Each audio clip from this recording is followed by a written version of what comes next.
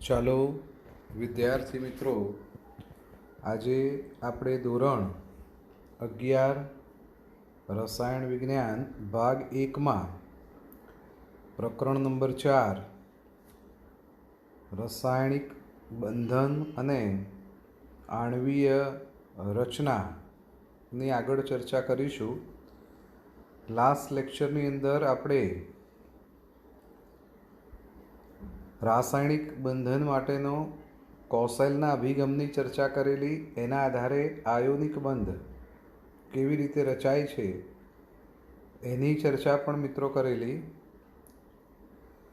સાથે સાથે સહસંયોજક બંધ અને આયોનિક બંધ આ બંનેમાં શું તફાવત છે છેલ્લે એની ચર્ચા કરેલી. આજે આપણે એનાથી આગળ સહસંયોજક બંધ એટલે શું અને એ ઉદાહરણ દ્વારા આપણે સમજવાનો છે. આવો સહસંયોજક પર્યાય કયા વૈજ્ઞાનિકે મિત્રો દાખલ કરેલો? તો ઈસવીસન 1919ની અંદર લેંગમ્યુર જે છે, આ લેંગમ્યુર નામના વૈજ્ઞાનિકે લુઈસની જે ધારણાઓ છે એ ધારણામાં મિત્રો સુધારો સૂચવ્યો અને એને જે અષ્ટકની સ્થાયી રચનાની વાત કરેલી, એ સ્થાયી રચનાને સ્થાને એને સહસંયોજક બંધ એ પર્યાય દાખલ કરેલો. અને લેંગમ્યુર અને લુઈસ ના મંતવ્ય મુજબ આપણે એમ કહી શકીએ છીએ કે એક જ તત્વના અથવા જુદા જુદા ભિન્ન ભિન્ન તત્વના પરમાણુઓ એક એક ઇલેક્ટ્રોનની ભાગીદારી થઈ અને ઇલેક્ટ્રોનની સહિયારી જોડી બનાવે છે. આ બંને પરમાણુઓ નજીકના નિષ્ક્રિય વાયુ જેવી સ્થાયી અષ્ટક રચના પ્રાપ્ત કરે છે. તો આવા બે પરમાણુ વચ્ચે રચાતો જે બંધ છે એ બંધને મિત્રો સહસંયોજક બંધ કહેવામાં આવે છે. બીજી રીતે કહી શકીએ કે એક જ તત્વના પરમાણુઓ અથવા જુદા જુદા તત્વના પરમાણુઓ ઇલેક્ટ્રોનની ભાગીદારી કરી અને નજીકના નિષ્ક્રિય વાયુ જેવી સ્થાયી ઇલેક્ટ્રોન રચના પ્રાપ્ત કરી અને જે બંધ બનાવે છે એ બંધને મિત્રો સહસંયોજક બંધ કહેવામાં આવે છે. મિત્રો, સહસંયોજક બંધનું ઉદાહરણ સમજવા માટે આપણે ક્લોરીનનું ઉદાહરણ લઈએ છીએ. ડાયક્લોરીનના અણુમાં સહસંયોજક બંધની રચના, જેમાં બે ક્લોરીનના પરમાણુઓ વચ્ચે ઇલેક્ટ્રોનની ભાગીદારીથી મિત્રો કેવી રીતે બંધ રચાય છે? તો ક્લોરીન કે જેનો પરમાણુ ક્રમાંક 17 છે, જેની ઇલેક્ટ્રોન રચના neon complete 3s2 3p5 electron રચના છે, નજીકના નિષ્ક્રિય વાયુ જેવી ઇલેક્ટ્રોન રચના પ્રાપ્ત કરવા માટે એને એક ઇલેક્ટ્રોનની મિત્રો જરૂર પડે છે. આનો મતલબ કે એક ઇલેક્ટ્રોન એ મેળવે એટલે નજીકનો નિષ્ક્રિય વાયુ આર્ગોન જેવી સ્થાયી ઇલેક્ટ્રોન રચના પ્રાપ્ત કરી શકે છે. આથી ક્લોરીનના અણુની રચનામાં દરેક ક્લોરીન પરમાણુ એક એક ઇલેક્ટ્રોન જે છે એ એક એક ઇલેક્ટ્રોનની ભાગીદારી કરે છે અને આ સહિયારી જોડ બનાવે છે. અને સહિયારી જોડ બનાવેલું આ ઇલેક્ટ્રોન યુગ્મ એ બંને ક્લોરીનના પરમાણુની વચ્ચે હોય છે અને જે ઇલેક્ટ્રોન યુગ્મ બંને ક્લોરીન પરમાણુ જે છે એ ક્લોરીન પરમાણુની અષ્ટક રચના પ્રાપ્ત કરવામાં મિત્રો મદદ કરે છે. દાખલા તરીકે આપણે દોરીને જોઈ શકીએ છીએ કે ક્લોરીન, આ ક્લોરીનની બાહ્યતમ કક્ષાની અંદર મિત્રો 7 ઇલેક્ટ્રોન છે.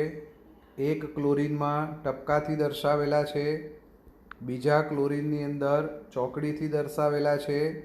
એનો મતલબ એવો નહીં કરતા કે ઇલેક્ટ્રોનના બે પ્રકાર ટપકાવાળો અને ચોકડીવાળો ખરેખર આપણને અલગ પડે, ખ્યાલ આવે એટલા માટે એની સંજ્ઞા ડોટના બદલે ચોકડી દર્શાવી છે. તો આમ ક્લોરીનના બંને પરમાણુઓ એક એક ઇલેક્ટ્રોનની મિત્રો ભાગીદારી કરે છે, તમે જોઈ શકો છો.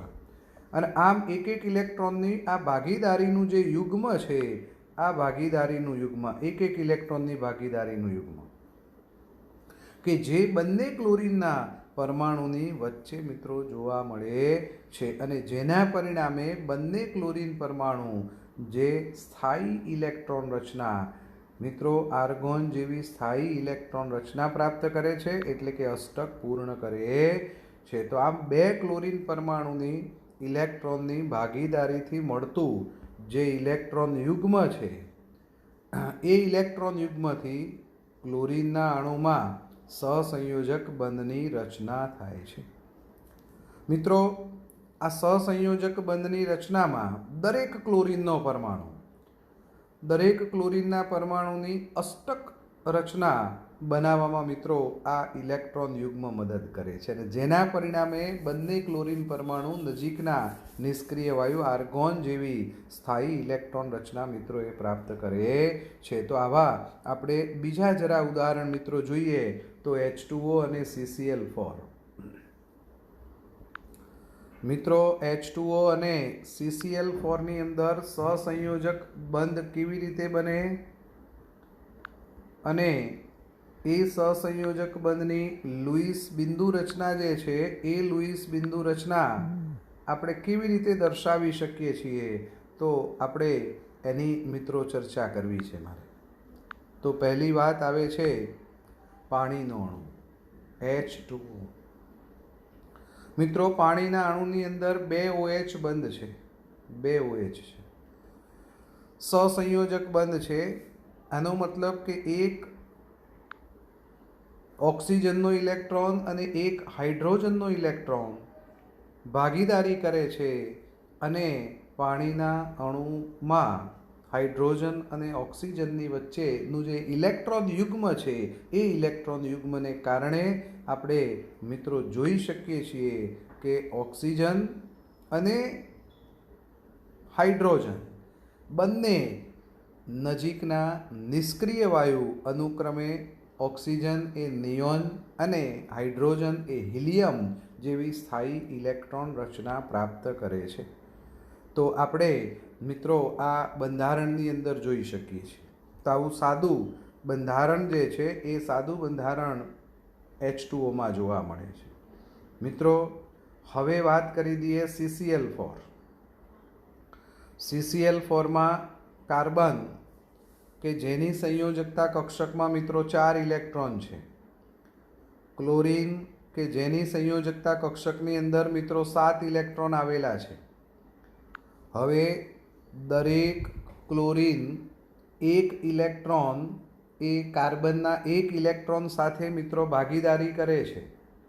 આપણે CCl4નું લુઈસ રચના મિત્રો જોઈ શકીએ છીએ કે જેમાં કાર્બનના 4 ઇલેક્ટ્રોન એ 4 ક્લોરીનના એક એક ઇલેક્ટ્રોન સાથે ભાગીદારી કરે છે, જેના પરિણામે કાર્બનની અષ્ટક રચના મિત્રો પૂર્ણ થઈ જાય છે. અને સાથે સાથે ક્લોરીનની પણ મિત્રો આપણે જોઈ શકીએ છીએ કે એ અષ્ટક રચના પ્રાપ્ત કરે છે.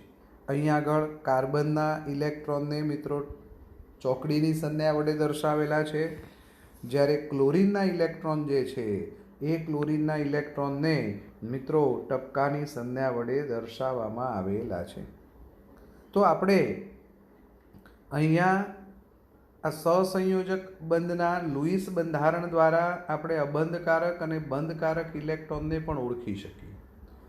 મિત્રો, મારે અહીં બંધકારક અને અબંધકારક ઇલેક્ટ્રોનની સંખ્યા ગણવી છે, તો બે પરમાણુની વચ્ચે જે ઇલેક્ટ્રોન યુગ્મ છે એને બંધકારક ઇલેક્ટ્રોન યુગ્મ કહેવામાં આવે છે, જ્યારે જે બંધ બનાવવામાં ભાગ લેતા નથી એને અબંધકારક ઇલેક્ટ્રોન યુગ્મ કહેવામાં આવે છે.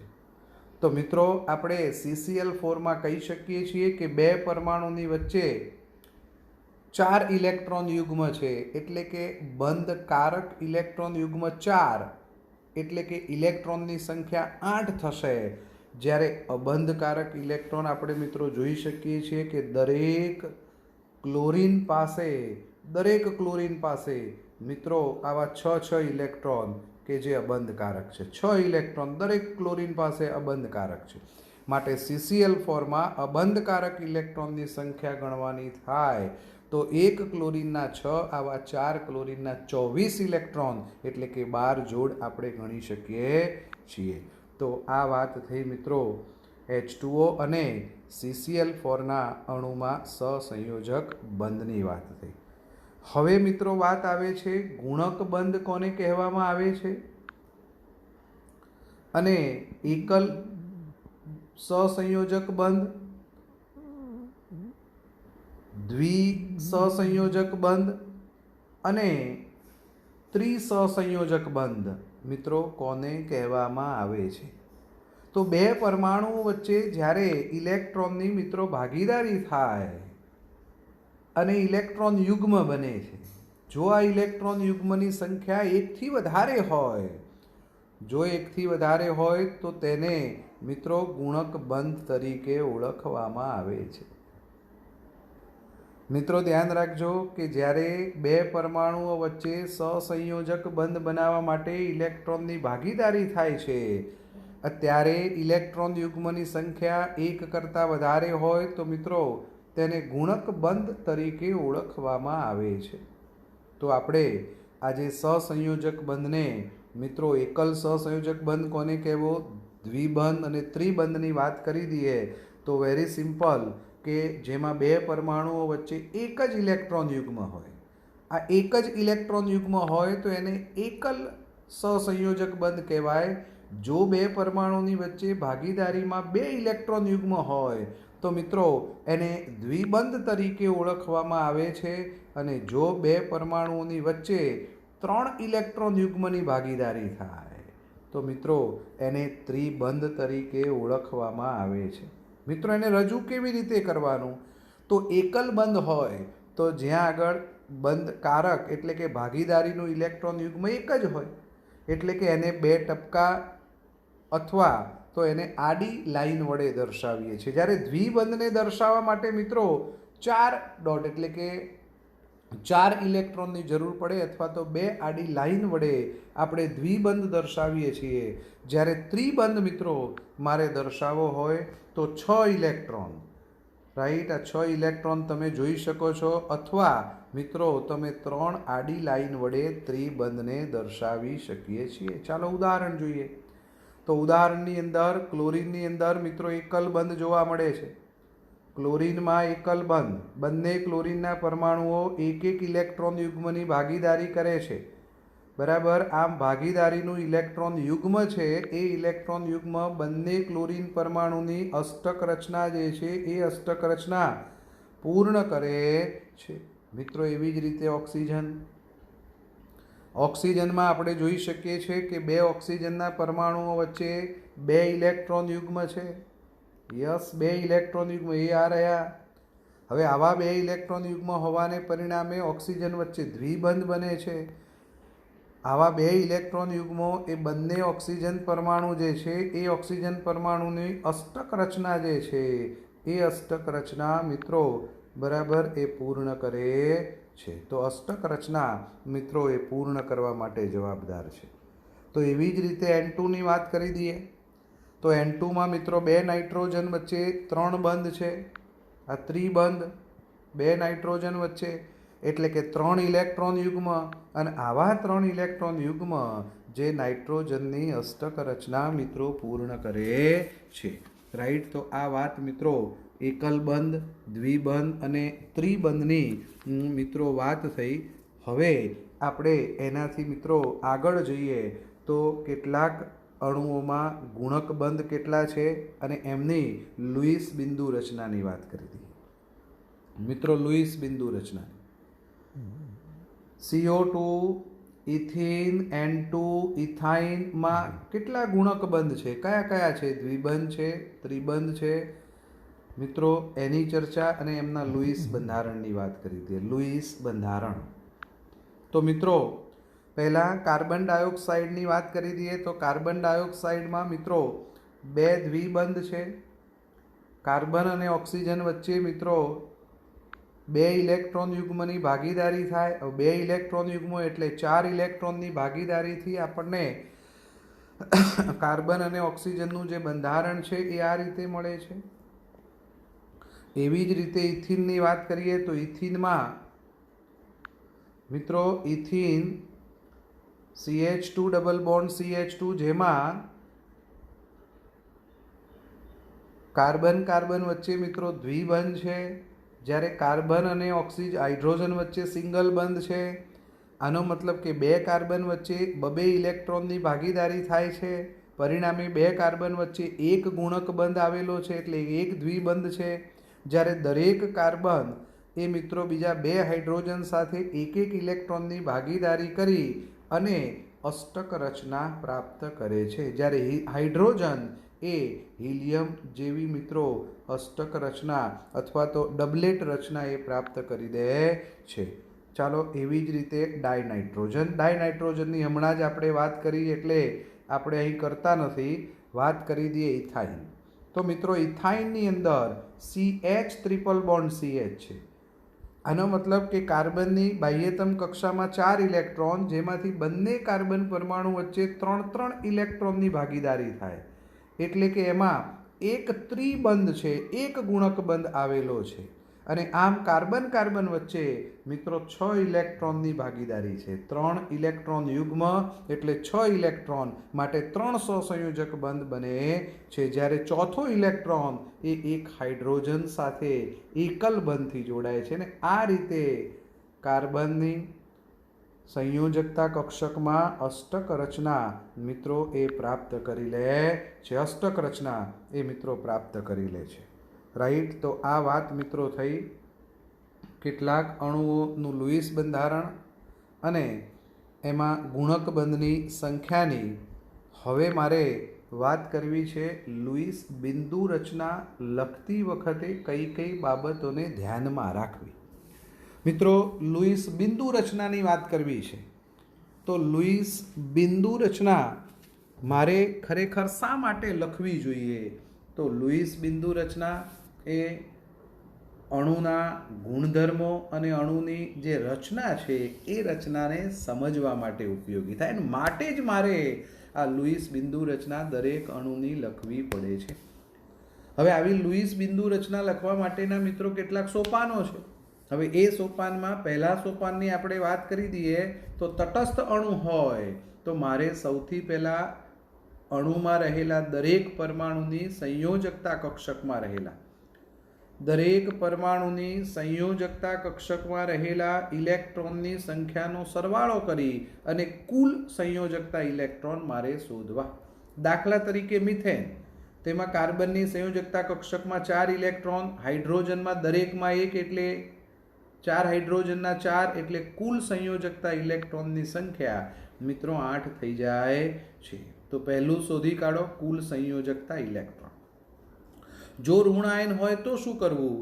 તો ઋણ આયન હોય તો જે કુલ સંયોજકતા ઇલેક્ટ્રોન છે બધા જ પરમાણુના એ કુલ સંયોજકતા ઇલેક્ટ્રોનની અંદર ઋણ વીજભાર જેટલા મારે ઇલેક્ટ્રોન ઉમેરવા પડે છે. એટલે કે જેટલો ઋણ વીજભાર એટલા મારે એટલી સંખ્યા મારે એડ કરવી પડે છે. દાખલા તરીકે CO3-2. CO3-2માં આપણે કહી શકીએ કે કાર્બનની બાહ્યતમ કક્ષામાં 4, દરેક ઓક્સિજનની બાહ્યતમ કક્ષામાં 6 એટલે 6 તરી મિત્રો 18 ઇલેક્ટ્રોન થશે. અને 2 એકમ ઋણ વીજભાર છે એટલે મારે કાર્બનના 4, ઓક્સિજનના 18 અને 2 એકમ ઋણ વીજભાર એટલે કુલ ઇલેક્ટ્રોન સંયોજકતા ઇલેક્ટ્રોન મિત્રો 24 થાય છે. એવી જ રીતે મારે ધન આયનમાં કેવી રીતે ગણવાના? તો ધન આયનની અંદર પણ મિત્રો તટસ્થ પરમાણુની સંયોજકતા ઇલેક્ટ્રોનની સંખ્યા ગણી કાઢો અને એ ઇલેક્ટ્રોનની સંખ્યામાંથી ધન વીજભાર જેટલી જે સંખ્યા છે એને બાદ કરવામાં આવે છે. દાખલા તરીકે NH4+.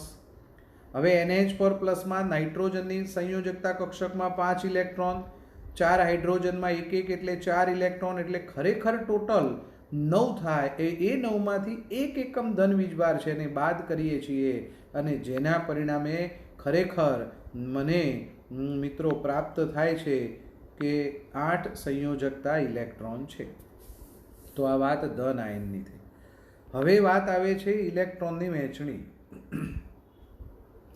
તો જો આપણે સંયોજાતા પરમાણુ, આ સંયોજાતા પરમાણુની રાસાયણિક સંજ્ઞાઓ જાણતા હોઈએ, તેનું સ્કેલેટન જાણતા હોઈએ, એના વિશેનું જ્ઞાન હોય આપણને, તો આપણે કુલ ઇલેક્ટ્રોનની જે સંખ્યા છે એ કુલ ઇલેક્ટ્રોનની સંખ્યાને મિત્રો કુલ ઇલેક્ટ્રોનની સંખ્યાને આપણે કુલ બંધ પ્રમાણે ભાગવામાં આવે છે. હવે કુલ બંધ પ્રમાણે મિત્રો આપણે ભાગી દઈએ એટલે બંધન યુગ્મ ભાગીદારીની વહેંચણી પરમાણુની વચ્ચે, એટલે કે પરમાણુની વચ્ચે આ બંધના ઇલેક્ટ્રોન યુગ્મને મૂકી દેવામાં આવે છે. હવે વાત આવે છે પરમાણુને ગોઠવવા કેવી રીતે. તો બહુપરમાણવીય, આ બહુપરમાણવીય અણુ કે આયનની જ્યારે આપણે લુઈસ બિંદુ રચના લખતા હોઈએ છીએ ત્યારે જેની વિદ્યુત ઋણતા મિત્રો સૌથી ઓછી હોય, ઓછી વિદ્યુત ઋણતા ધરાવતા પરમાણુને મારે કેન્દ્રમાં રાખવો પડે છે, અને વધારે વિદ્યુત ઋણતા ધરાવતા પરમાણુ કે જેને મારે આજુબાજુ ગોઠવવામાં આવે છે. દાખલા તરીકે NF3. NF3માં મિત્રો આપણે કહી શકીએ છીએ કે ઓછો વિદ્યુત ઋણ નાઇટ્રોજન છે, મધ્યમાં ગોઠવો, આજુબાજુ ફ્લોરિન ગોઠવવામાં આવે છે. એવી જ રીતે CO3-2 કાર્બનની વિદ્યુત ઋણતા ઓછી, માટે કાર્બનને મિત્રો મધ્યમાં ગોઠવી દીધો.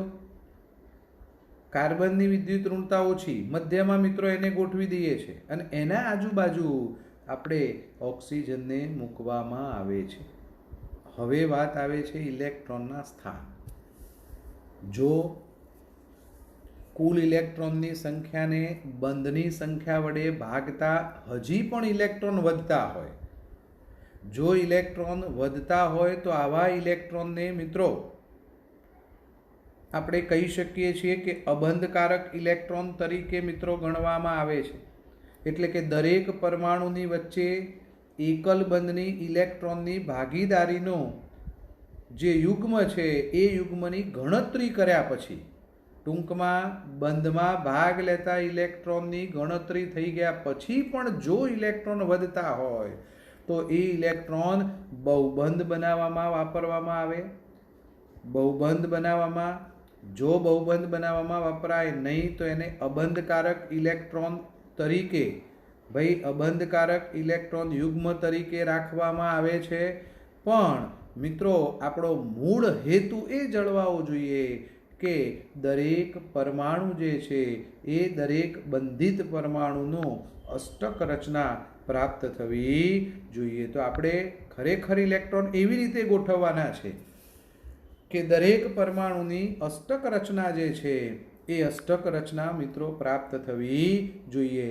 તો મિત્રો કેટલાક તત્વોની સંયોજનની આપણે લુઈસ બિંદુ રચના આપણે મિત્રો જોઈએ. તો પહેલી વાત આવે છે H2S. આ H2S નું સાદું બંધારણ મિત્રો આપણે HSH લખી દીધું.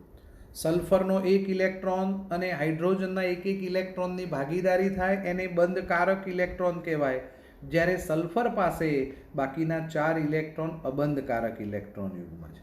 તો આમ H2Sમાં આપણે કહી શકીએ કે 4 બંધકારક ઇલેક્ટ્રોન છે, 4 અબંધકારક ઇલેક્ટ્રોન યુગ્મ છે. એવી જ રીતે મિત્રો બીજું ઉદાહરણ છે સિલિકોન ટેટ્રાક્લોરાઇડ, જેમાં સિલિકોનની બાહ્યતમ કક્ષામાં 4 ઇલેક્ટ્રોન એટલે 4 ટપકા કરી દીધા. ક્લોરીનની બાહ્યતમ કક્ષામાં 7, દરેક સિલિકોન એક ઇલેક્ટ્રોન એક ક્લોરીન સાથે ભાગીદારી કરે અને જેના પરિણામે બરાબર સિલિકોનનું અષ્ટક પૂર્ણ થાય અને દરેક ક્લોરીન પાસે મિત્રો 6 અબંધકારક ઇલેક્ટ્રોન બાકી વધે છે. એવી જ રીતે આપણે જોઈ શકીએ છીએ કે બેરિલિયમ ફ્લોરાઇડ BeF2 બરાબર બેરિલિયમ અને ફ્લોરિન વચ્ચે એક એક ઇલેક્ટ્રોનની ભાગીદારી થાય એટલે એક એક ટપકું આપણે મૂકી દીધું છે, એક એક ડોટ, અને ફ્લોરિન માટે ડોટ છે, બેરિલિયમ માટે ક્રોસથી દર્શાવી દીધું, અને આપણે આ રીતે મિત્રો BeF2ની લુઈસ બિંદુ રચના દર્શાવી શકીએ છીએ. હવે વાત આવે છે CO3-2.